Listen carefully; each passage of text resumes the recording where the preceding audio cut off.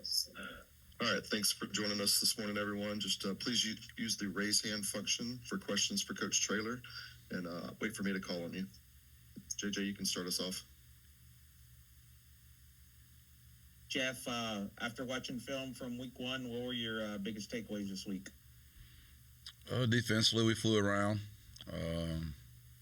Too many penalties from emotion, but our effort was fantastic. Our physicality was fantastic. A couple of MAs, but not very high. Offensively, started off really good. Lost some routine, lost some rhythm. Not good enough to overcome penalties. Kennesaw did a really good job with their front. Did a great job. Special teams wise, and too many pre-snap penalties as well. Obviously, the holding penalties were critical. We had quite a few of those. Special teams wise, our specialists just didn't play very well, other than Tate Sandell, and a lot of stuff to work on. Greg?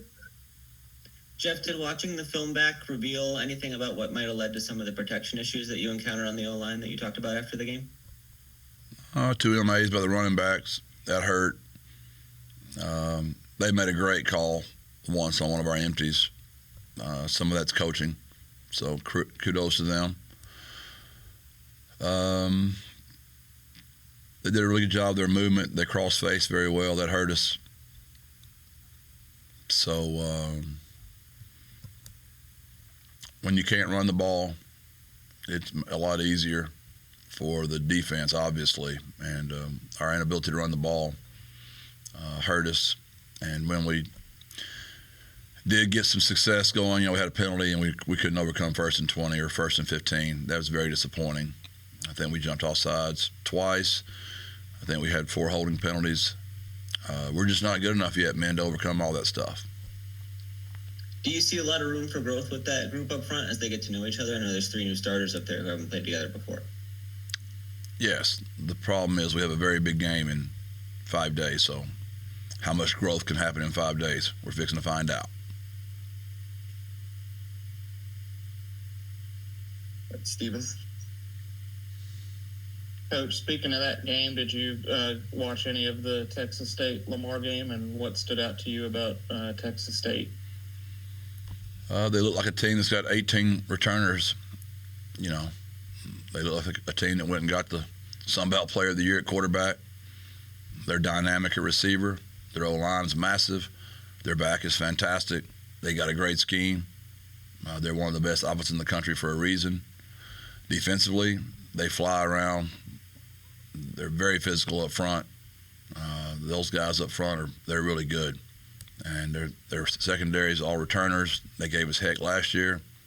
We couldn't get open last year either. They're a really good football team. GJ's done a fantastic job. They deserve all the press, all the credit. They deserve all that. They've done a fantastic job. Okay, Colton, you're next. Hello, Coach Traylor. Colton McWilliams from the San Marcos Daily Record. This game between Texas State and UTSA, it's always been a big one. Last year, over 49,000 people in the Alamo Dome. Just what can you say about you and your relationship with Coach Kinne, and how, what does this kind of game mean to, UTSA in particular? As far as my relationship with GJ, I think that's pretty well documented. I mean, he was my quarterback, and he's like a son to me in every sense of the word. We communicate very frequently, and I don't really talk to very many head coaches. But he's one that we talk to quite a bit, and I'm very happy for his success. It doesn't surprise me at all. I coached with him at SMU. I coached with him in Arkansas. I would probably say he would speak to me as one of his mentors or father figure, and I would say the same of him. He's literally like one of my own kids, and I'll be rooting for him every single day until Saturday at 3 o'clock. JJ? Jeff, how would you, after watching film, how would you summarize how Owen played week one? I would say he was really good. I mean, whenever you can't protect a quarterback and you can't run the ball, it's going to look like the quarterback's not playing well. But when we protected him and we ran the ball well, what he looks at, he hits. He's a better athlete than people think that he is. We just got to do a better job of protecting him. But I thought he played really well. Greg. Jeff, sticking on Owen, how would you rate his command of the offense in his first game, his ability to kind of make the reads and do the checks that he needed to make at the line of scrimmage before the snap? Exceptional. I know you mentioned after the game that he got spooked a little bit at times because of the pressure he was under. How do you, what do you look for in those situations, or how do you want him to handle those kind of scenarios when they pop up? We've got to do a better job as a coaching staff to help that kid in those situations. That's on me.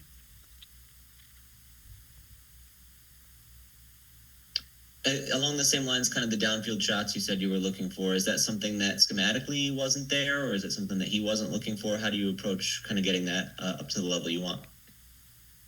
We've got to protect him better so we have the opportunity to do it. So that's on me as well. All right, back to you, Colton. Coach, these games between Texas State and UTSA have always been really competitive. I know the road runners have kind of had the advantage over the Bobcats these past few years, but how is this game like different than most games?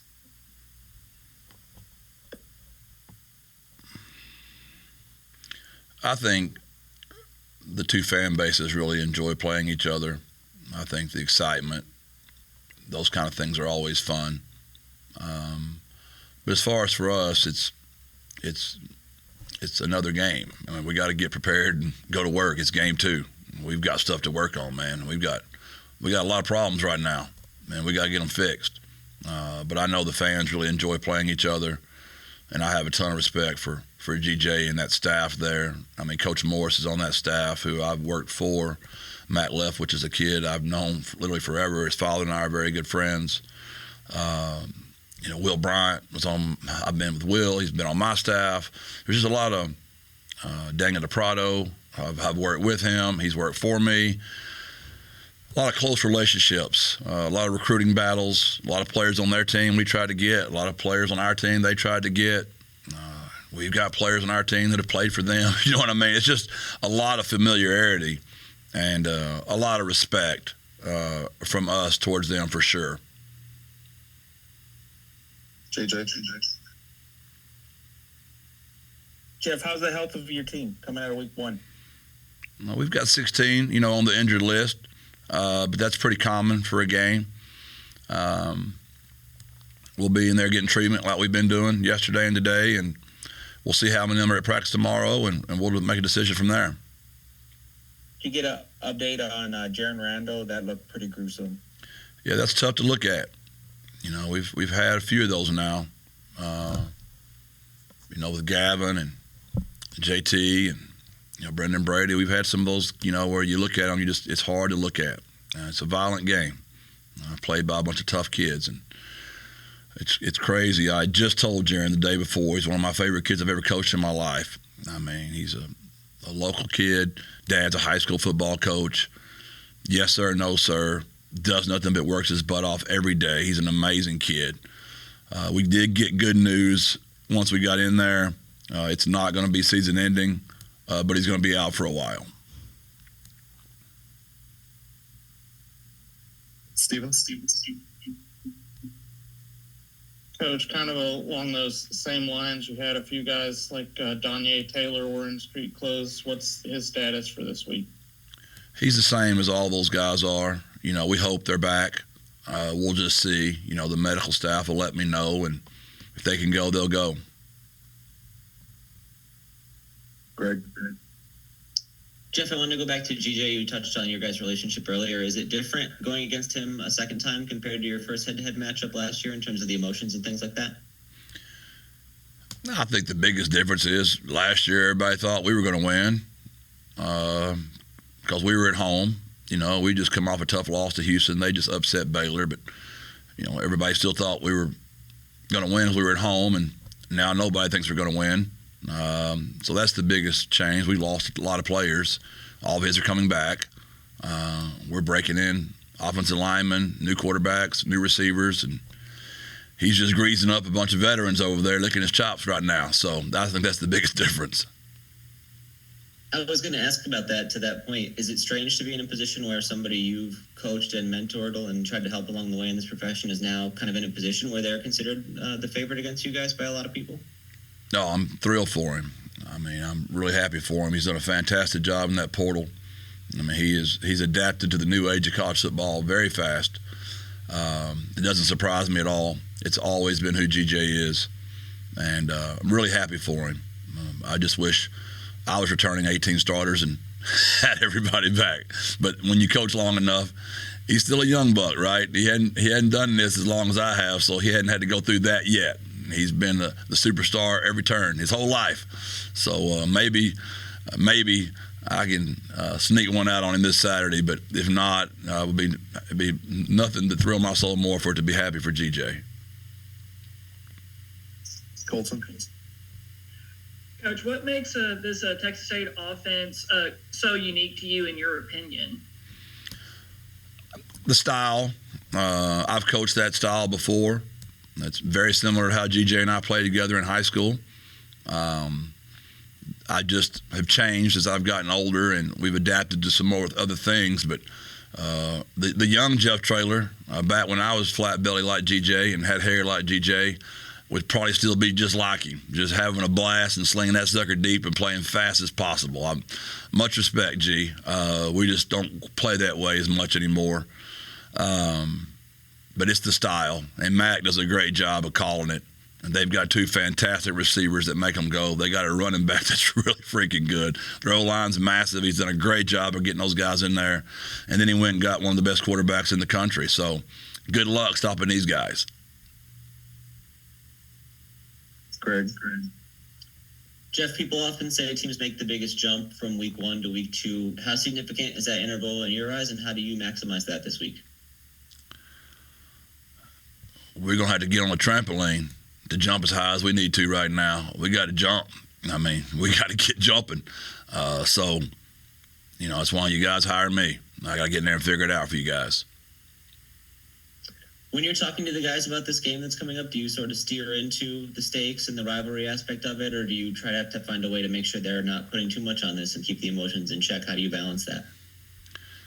I'm sure that's why I have a media that thinks I'm the most boring coach in the history of football, because you already know the answer to the question before you ask it. Did we measure up to the 2-1-0 triangle of toughness culture? I would say we did not do that. Last week, we were disappointed in the way we played. I thought the defense upheld theirs, minus their penalties for emotion. I thought the offense upheld theirs for one quarter. And I thought our special teams, other than our Delta unit, which is our kickoff return team, was not good. And I'm the head football coach, so that's all on me. And that's where we stay. We stay in our lane. We're trying to coach our team. We're trying to get better. I've told y'all, I hope my players do it too. Our staff mutes every single outside entity. We don't want any noise coming in our locker room. Is that possible, Greg, to really keep all that out? I doubt it, but we're pretty committed to our culture and staying within our locker room. And I know I sound like a caveman, old, and it's boring, but it's just what I think is best to control the controllables and to continue to get better each week. And like I said, being funny, but not being funny, we had to take a huge jump this week if we're even going to be able to compete with these guys Saturday. It's very rare to come into a matchup this early in the season and feel like the stakes are this high. How do you make sure the group mentally is kind of ready to rise to that level, or how do you approach that part of the challenge? It's a road game. Anytime you go on the road in college football into a hostile environment, you better be tough. You better be able to play great defense. You better be able to run the football. And you better be great on teams. Well, we were 1 out of 3 last week. That's not going to be good enough. We've got to get better. That's where it's at. Colton.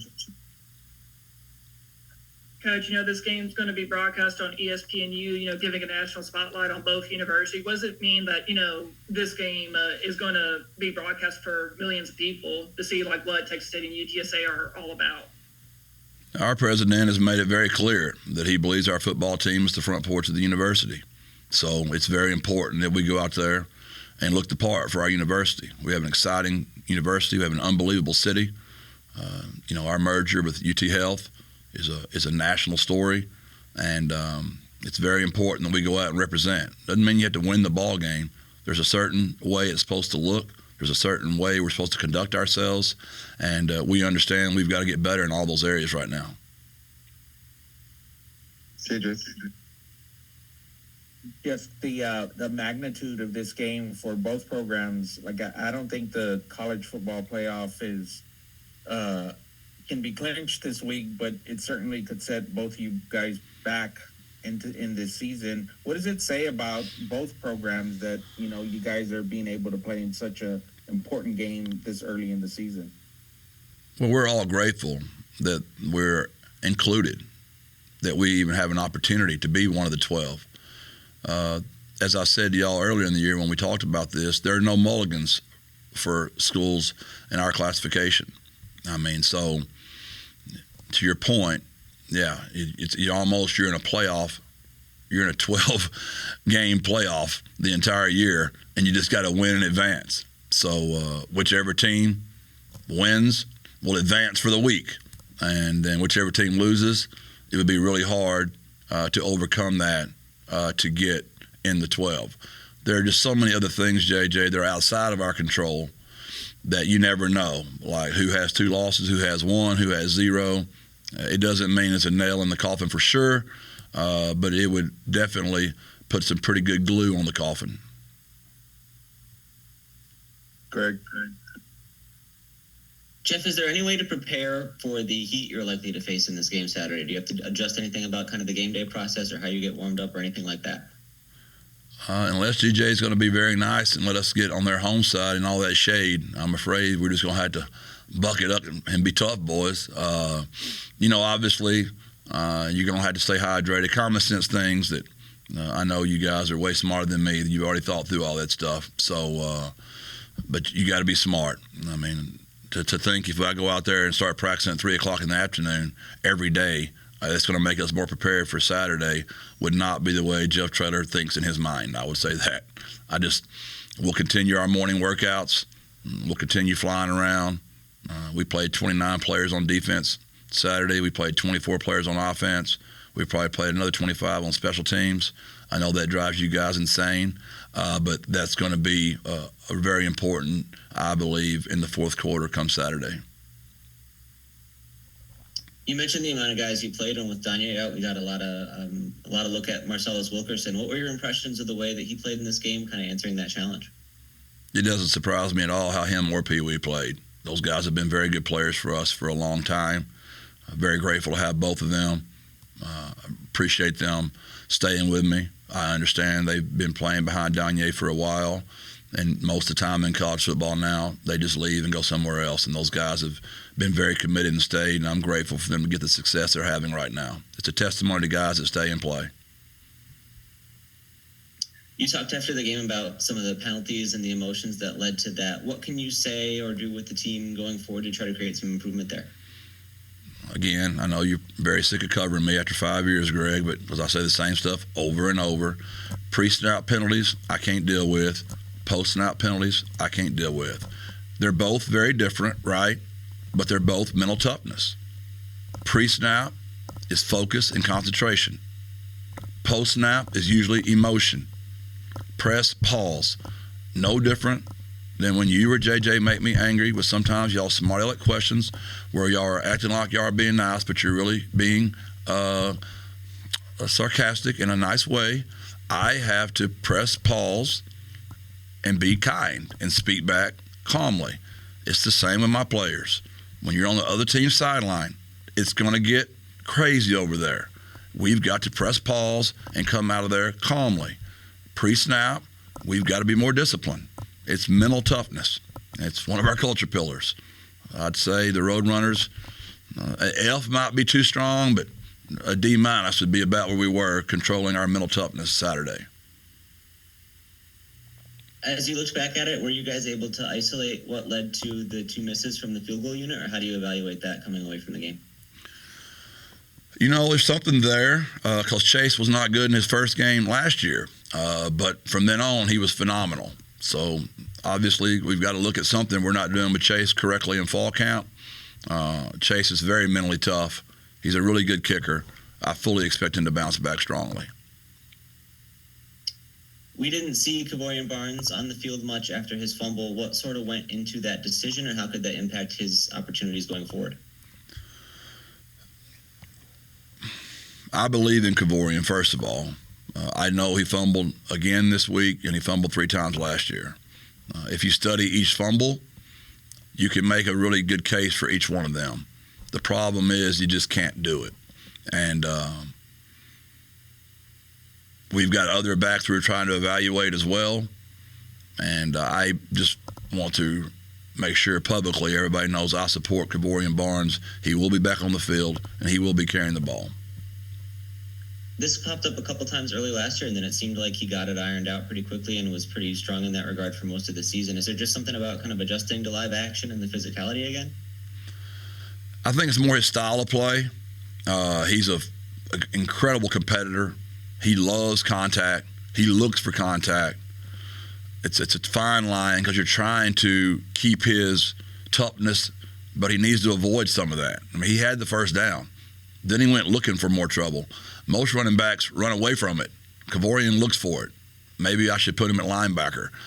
But we've got to get him out of some of that. But just like kind of with Frank. I know you guys used to, Frank running there with his shoulders up and trying to run over people. He's a quarterback. You could coach them all you want to, man. Those guys have been doing this for a long time. And it's hard to get them to change. And I think I might have got Frank to slide a couple times and run out of bounds a couple of times. But other than that, maybe I'm just not a good enough coach. I just think that it's hard to get kids to change what they've been doing their whole lives. And Kavorian's, it's the old greatest strength, greatest weakness thing that I always say. Kavorian's greatest strength is the competitor and his toughness.